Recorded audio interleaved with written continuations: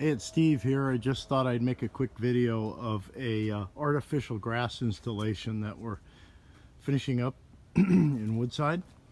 Here we've taken out the old grass and replaced it with a base rock material. You can see it goes up there, steel headers, and gopher wire, gopher prevention wire. It's a stainless steel mesh, and over the top of that goes a layer of sand mix, and over the top of that will go the grass, and the sod will get laid out tomorrow, artificial of course. And it actually looks quite realistic, even has a little bit of duff on it, dead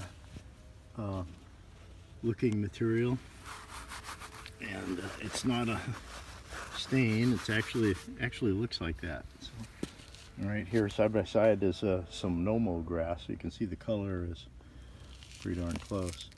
Anyway, getting pretty close here. We're gonna roll this out in the next day or so, finish that up, and this place will be ready for a picnic.